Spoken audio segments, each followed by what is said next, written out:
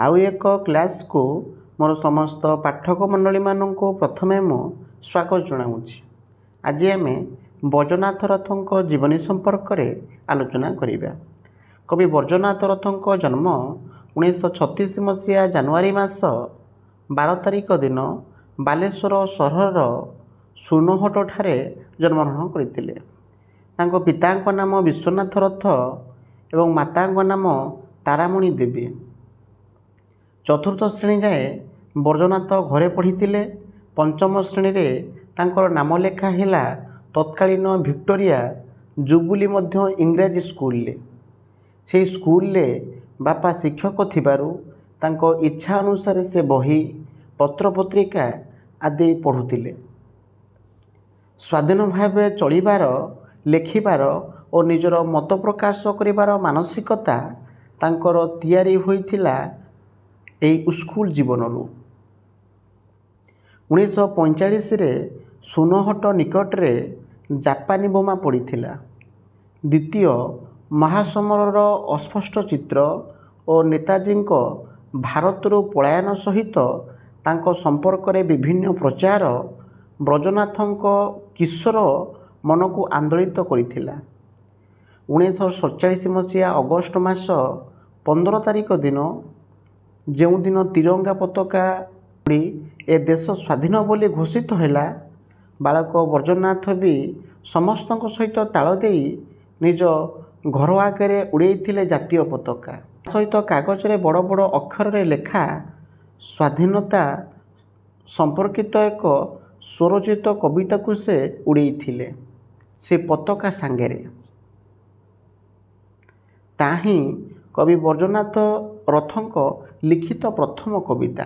1948 रे बालेश्वर जिला स्कूल रे नाम लेखाइले। से सही समय रे वर्तमानर प्रसिद्ध कवि और कथाकार मनोज दास मध्य नाम लेखाइथिले।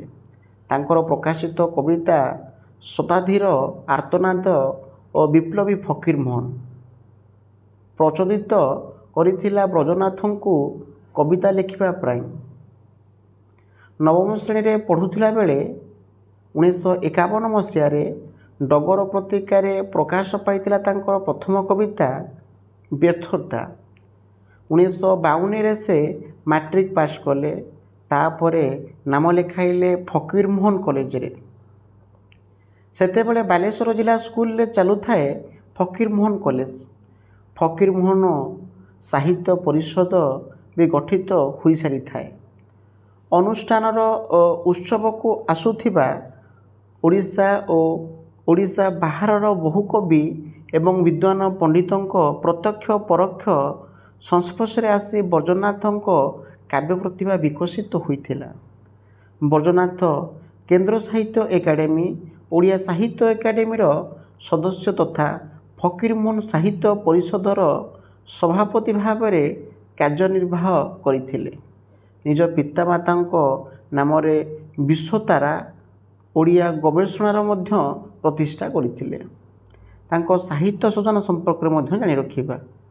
तांकर कविता गुड़िक होउची मरुगोलाप 1960, ନିଜସ୍ୱ ସଂଳାପ 1969, ମରୁଗୋଲାପ ଅନ୍ୟାନ୍ୟ କବିତା 1972, ନିଶବ୍ଦ ପ୍ରତିବାଦ 1977, ସଭ୍ୟତାର ମୁହିଁ 1979, ମନର ମାନଚିତ୍ର 1984, ହେ ମହାଜୀବନ 1991, ହଜିଗଲା ଝଡ଼ର ସଙ୍ଗୀତ, ଲଘୁ ଶତକ ବ୍ୟଙ୍ଗ କବିତା 1993, ହେ ମୋର ସ୍ୱଦେଶ 1997, ଗଡ଼ି ଗଡ଼ି ଗଲି ବଲ ଶିଶୁ କବିତା 2001, ସ୍ୱନିବାଜିତ କବିତା 2001, ସମୟର ଶବ୍ଦଲିପି 2007, ସାମାନ୍ୟ ଅସାମାନ୍ୟ 2007, ଏକ ଏକ ପଦପି 2009 ଏ ଥିଲା ତାଙ୍କର କବିତା ଗୁଡ଼ିକ।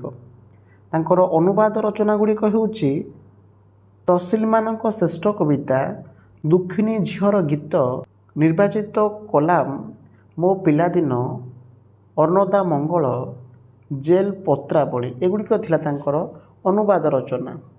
ସେ ପାଇଥିବା ପୁରସ୍କାର ସମ୍ମାନ ଗୁଡ଼ିକ ହେଉଛି ଅତିବଡ଼ି ଜଗନ୍ନାଥ ଦାସ ପୁରସ୍କାର 2012 ମସିହାରେ ପାଇଥିଲେ।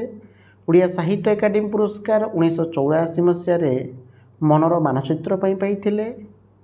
ଟାଗୋର ସାହିତ୍ୟ ପୁରସ୍କାର କାବ୍ୟ ସଂକଳନ ସାମାନ୍ୟ ଅସାମାନ୍ୟ ପାଇଁ କେନ୍ଦ୍ର ସାହିତ୍ୟ ଏକାଡେମୀ ପକ୍ଷରୁ ପ୍ରଦତ୍ତ ହୋଇଥିଲା। ସାହିତ୍ୟ ଭାରତୀ ସମ୍ମାନ ଶ୍ରୀ ଗଙ୍ଗାଧର ରଥ ଫାଉଣ୍ଡେସନ ପକ୍ଷରୁ 2002 ମସିହାରେ ପାଇଥିଲେ। ଡକ୍ଟରେଟ୍ 2011 ମସିହାରେ ଫକୀରମୋହନ ବିଶ୍ୱବିଦ୍ୟାଳୟ ଦ୍ୱାରା ପ୍ରଦତ୍ତ ହୋଇଥିଲା। କବି ଶେଖର ଚିନ୍ତାମଣି ପୁରସ୍କାର ପାଇଛନ୍ତି। କବି ଜୟଶଙ୍କର ପ୍ରସାଦ ସାହିତ୍ୟ ସମ୍ମାନ ରାଷ୍ଟ୍ରୀୟ ହିନ୍ଦୀ ଏକାଡେମୀ ତରଫରୁ ପାଇଥିଲେ। ଭାରତଚନ୍ଦ୍ର ନାୟକ ସାହିତ୍ୟ ସମ୍ମାନ ସମ୍ବଲପୁର ବିଶ୍ୱବିଦ୍ୟାଳୟରୁ ପାଇଛନ୍ତି।